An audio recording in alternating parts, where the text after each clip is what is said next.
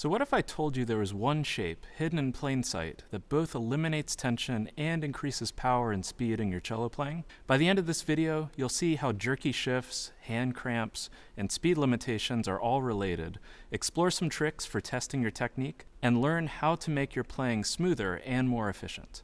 What shape is it? Let's dive in.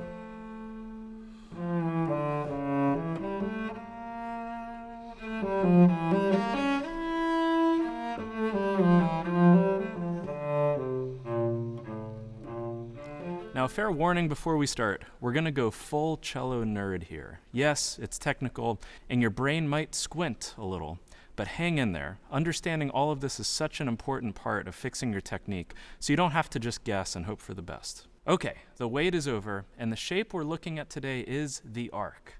We're gonna examine the arc in three primary ways today. The first one is arc as a structure, commonly referred to as an arch.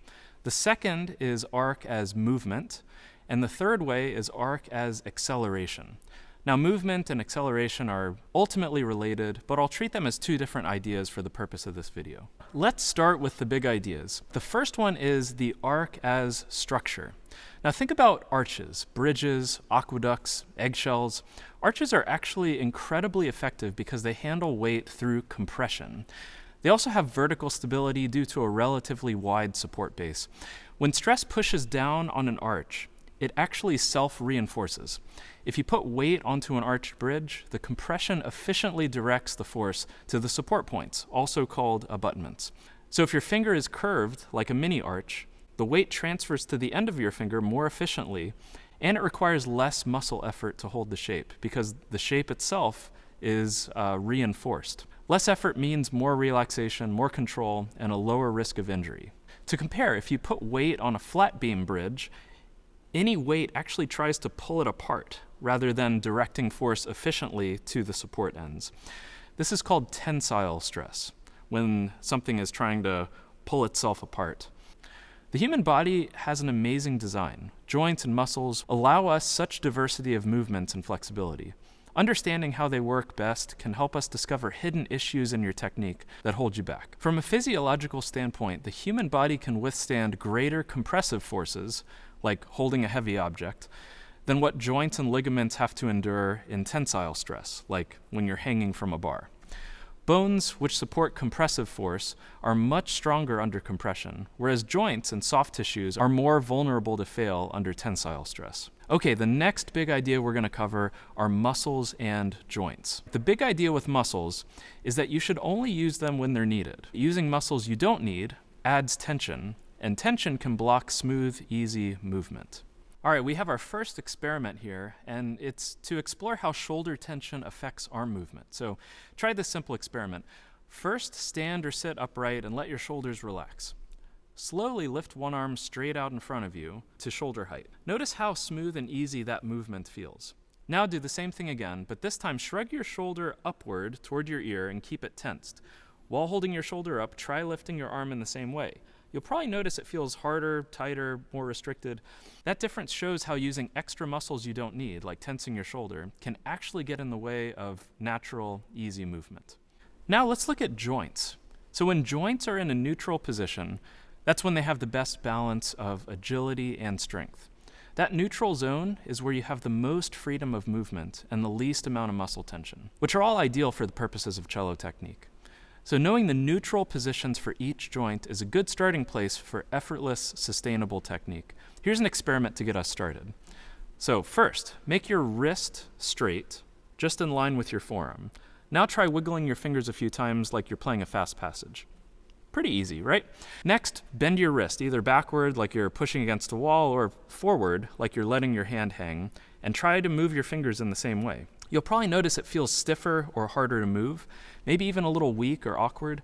That's because when your wrist is bent like that, the muscles and tendons that move your fingers are already under some kind of tension, and that limits how well they work. When your wrist is neutral or straight, the muscle and ligament length and tension relationship is balanced. Joint surface alignment is ideal, and your neuromuscular control is most efficient. Mechanical stress on your joints is also minimized. So think about it like this. Your hand should look like a hand, not a claw, not a pancake. My shoulders are most neutral like this, and my back is most neutral like this. All right, let's look at a few primary joints involved in cello technique. First of all, your upper finger joints and also your elbow. These joints are most neutral when they're slightly bent, like an arc. Let your hand or arm relax and just observe what your joints look like. Notice right here with my hand, every finger has a little bit of curve to it when I'm relaxed. To straighten my fingers actually requires muscle and therefore tension. If I hang my arm to my side, my elbow has a slight bend in it, even though it's hanging toward the ground. The next joints are not exactly arc related, but it's still useful to examine for the same reasons. My shoulder, my wrist, my knuckle joint, the joint at the base of my finger, these are most relaxed when they're centered, kind of like a joystick. If you're thinking of if you pull the joystick to one side or another and then let it go, it centers. Another one is your scapula. And this is most neutral when it's dropped. So that's where these particular joints feel the most relaxed and the most neutral. All right, another big idea we're going to talk about is a spring. And Leonard Rose, the great cellist, once said, "Everything is a spring." So springs are amazing devices. They store and release energy in predictable, regulated ways. They can manage acceleration and absorb shock. They help hold and return things to a certain position as well. So perhaps the image of a coil spring comes to your mind first, but what's more applicable to our technique is called a flexural spring, which bends to absorb force. An archery bow or a leaf spring in some car suspensions are some common examples. Without springing action, the acceleration of an arrow or the shock of a pothole to a car would be too abrupt and cause damage to the bow or the vehicle. If the car hits a bump and it doesn't have shocks, it bounces all over the place and loses control. The wheels no longer have traction on the road, and the car's more easily going to be damaged. Think about jumping on a trampoline.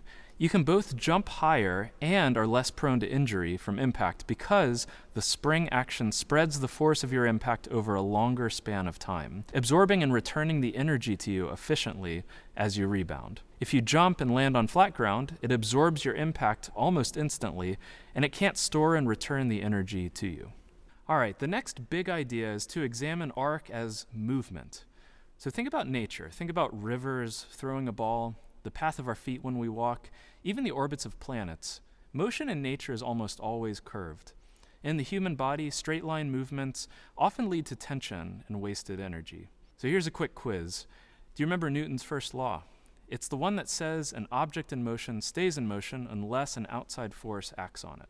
This would make it sound like straight motion is the most natural thing there is. In the real world, movement is never straight, not even the path of light.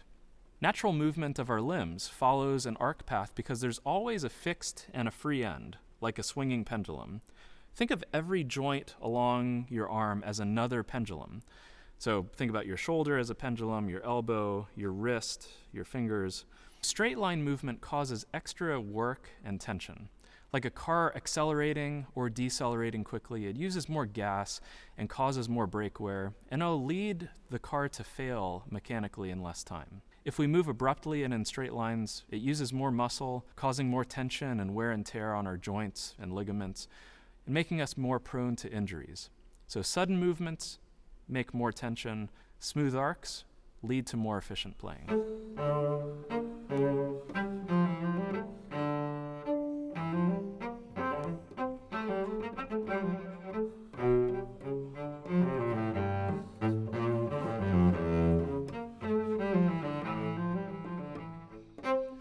Okay, in the second half of this video, it's time to apply all these concepts to the cello. I'd like to elaborate on how the shape of an arc permeates good cello technique. So first, let's look at the left hand. When the left hand fingers are arched, they allow the weight of the arm to transfer efficiently to the string, without distorting the shape of the finger. Also, when all the finger joints are bent an equal amount, the effort is distributed among them, so no single joint is doing all the work. It relaxes your hand, and it gives you the freedom to move more easily. This is especially helpful for techniques like vibrato that require a lot of passive movement. So a flat finger, if all of your joints are fully extended, it doesn't transfer weight efficiently to the end of the finger since much of the force is directed at pulling the shape apart by stretching it. If a finger is flat, then the weight of the arm creates tensile stress, bending your finger backwards, and it requires muscle to keep them from going that direction. This causes a lot of tension to build up in your hand. All right, here's our next experiment. Try this quick test. Flatten your left hand fingers and press the D string down to the fingerboard only. Now try the same with curved fingers. Do you feel the difference? The curved shape spreads out the work and feels way less tense because you don't need as much muscle to hold the arc shape. So here's another experiment. Straighten your left hand fingers and wave them around like you're playing a fast passage. Okay? Now do the same with relaxed, naturally curved fingers. You have greater neuromuscular control when your finger joints are curved and neutral. Your fingers can be placed on the string with greater speed, but less muscle use, improving clarity of your left hand articulation while keeping your entire hand relaxed. Okay, let's look at the left arm. When it comes to shifting, effective technique starts with some kind of prep motion in the arm and the elbow. In an upward shift, for example, the arm needs to rise. Some would call it a circular elbow motion, some just an elbow lift. Either way, when this is applied to the shift, the final movement of the elbow is actually an arc. This improves the accuracy and the timing of a shift because the arc has a clearer intention in terms of destination and timing. This is made possible by starting the shift sooner so it doesn't have to be rushed. Let's look at an abrupt and a well-timed shift in slow motion to compare.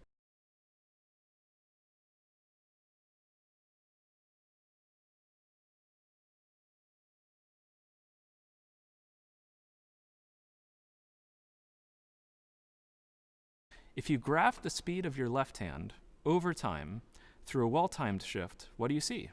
An arc. Generally, we want to release weight in the left fingers as we shift.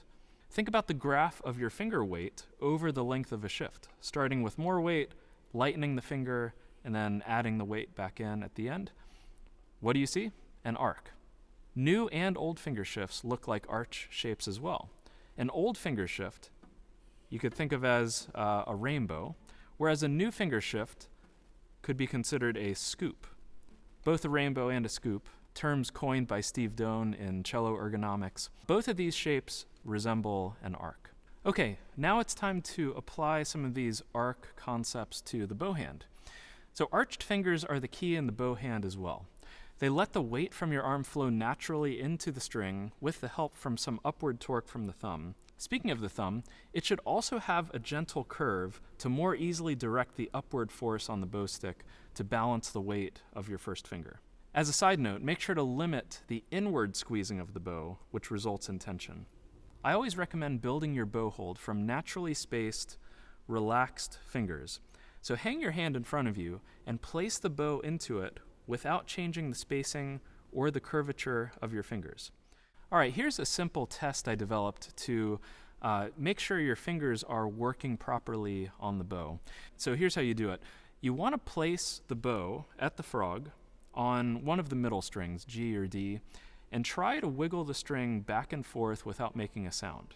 Notice that it does require a decent amount of weight to grab the string, and you want to release any kind of squeezing in your bow hand as you do this. If you release the tension in your hand, you'll notice that your fingers are actually able to wiggle side to side as you wiggle the string back and forth. So when your hand is relaxed like that, your fingers can respond passively, like little suspension springs, to whatever motion your bow arm is making. All right, now it's time to think about the bow arm. So part of the bow arm's job is to transfer weight into the bow hand. This requires structural integrity. And the bow arm also needs to be agile and able to absorb shock from bow movements required by the music. The arc has to be thoroughly integrated into the elbow. It should never be hyperextended. The shoulder, the scapula, and the wrist need to be as close as possible to their neutral positions. This can vary depending on where you are in the bow. At the tip, it can be useful to think of a drop of water being able to run all the way from your shoulder down to your fingertips. When your shoulder, elbow, and wrist are all in a neutral or slightly curved position, the work of the bow arm gets distributed evenly. That helps prevent overuse of any single joint. And this is also true in string crossings.